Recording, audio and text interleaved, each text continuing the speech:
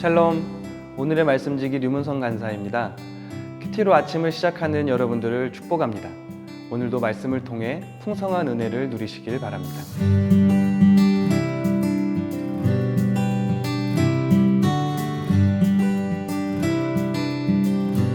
사도행전에서 바울은 숱한 생명의 위협을 당합니다. 이런 바울을 죽이려는 음모는 그가 다메섹에서 예수님을 만나 이방인의 사도로 부르심을 받고 또 예루살렘으로 올라온 후에 예수를 그리스도라고 선포하던 때부터 시작됩니다. 그러나 오늘 바울을 제거하려는 음모는 지금까지의 경우와는 뭔가 다릅니다. 40여 명이나 되는 사람들이 바울을 죽이기 전에는 음식을 먹지 않겠다고 맹세할 정도로 아주 적극적인 태도로 이러한 자신들의 뜻을 대제사장들과 장로들에게 전했습니다. 그들은 이 목적을 이루기 위해 계략을 꾸미기 시작합니다. 먼저 천부장으로부터 바울을 끌어내기 위해서 공회와 공모를 하게 되죠. 즉 사건을 보다 자세히 심리하겠다는 빌미로 바울을 다시 호출하는 것이었는데요. 바울이 이 요구에 응하려고 공회에 올 때 매복했다가 공회에 들어가기 전 그를 죽이고자 했던 것입니다. 그러나 바울의 생질이 이 음모를 알고 급히 바울에게로 가서 이 소식을 전했습니다.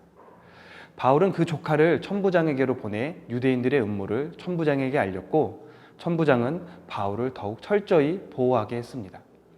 자신을 죽이려는 공모가 일어나고 그것이 드러나는 이 긴박한 상황 속에서 바울은 과연 어떤 마음을 가지고 있었을까요? 인생사 세옹지마라는 말이 있습니다. 인생에 있어 기륭화복, 즉 일의 결과는 항상 바뀔 수 있어 미리 헤아릴 수가 없다는 뜻인데요. 우리는 일의 결과가 하나님께 있다는 것을 인정하며 그분의 인도하심을 구하는 하나님의 자녀들입니다. 그리고 바울은 지금 이 순간 지난밤 주님께서 자신에게 오셔서 하신 그 말씀이 떠올랐을 것입니다. 그래, 주님이 함께 하시지. 그분의 약속은 절대 틀리지 않을 거예요. 대제사장들과 공회 그리고 수많은 대적 속에서도 신앙 앞에서 지혜로움과 담대함을 잃지 않았던 사도 바울은 그는 자신을 죽이려는 공모가 기가 막힌 방법으로 드러나는 것을 보며 다시 한번 사도로서의 부르심과 로마로 향하는 비전을 확신하였을 것입니다. 천부장은 백부장 둘을 불러 매복해 있는 사람들을 피해 바울을 총독 벨릭스가 거주하는 가이사랴로 보낼 수 있도록 보병 200명과 기병 770명 그리고 창병 200명을 준비시켰습니다. 실로 어마어마한 규모가 아닐 수 없습니다. 그뿐 아니라 빠른 호송을 위하여 천부장은 바울을 태울 짐승까지 준비시킵니다. 그리고 그와 함께 바울에 대한 자신의 소견서를 보내는데요. 26절에서 30절까지가 바로 그 내용입니다. 천부장이 보기에 바울은 그가 믿는 신앙의 율법 문제로 고소를 당하기는 하였으나 사형을 당할 만큼의 일을 찾지 못했다는 것입니다.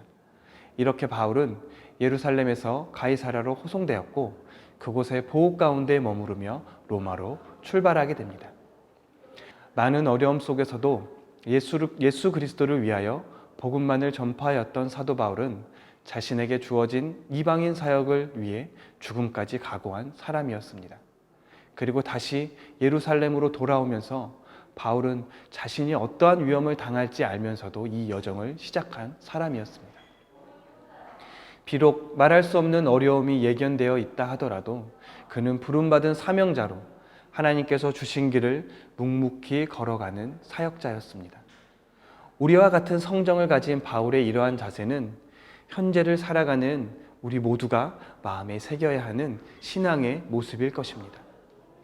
이제 바울은 준비된 군인들에 의해 비밀리에 안디바드리를 거쳐 가이사랴로 옮겨지고 가이사랴에 도착한 후 천부장의 편지와 함께 총독 앞에 세워집니다. 바울이 길리기아 출신임을 파악한 총독은 고소인이 도착한 후에 바울의 말을 듣겠다고 약속하고 바울을 헤롯궁에 가둡니다. 이로써 사도 바울은 안전하게 예루살렘을 떠나게 되었습니다. 오늘 말씀을 묵상하며 우리가 함께 생각해 볼 질문은 이것입니다. 우리는 과연 부르심과 소명에 붙들려 살아가고 있는가라는 것입니다. 이 질문을 우리는 두 가지로 생각해 보면 좋겠습니다.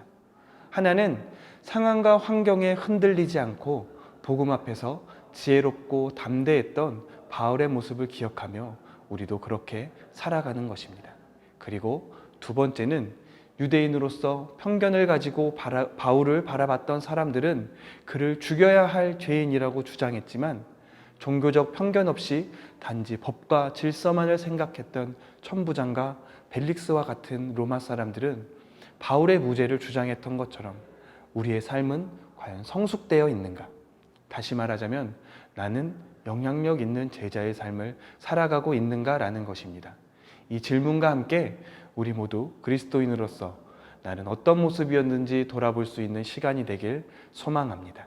코로나로 인해 전 사회적으로 개인과 공동체의 책임 있는 행동을 요구하고 기대하는 지금의 상황입니다. 하나님은 여전히 세상을 사랑하시고 사람들을 구원하십니다. 세상도 여전히 복음을 필요로 하고 교회를 필요로 합니다. 바로 여러분이 이 성숙한 그리스도인이 되어 그 일을 맡아주셔야 합니다. 말씀으로 성숙해질 여러분들을 축복합니다.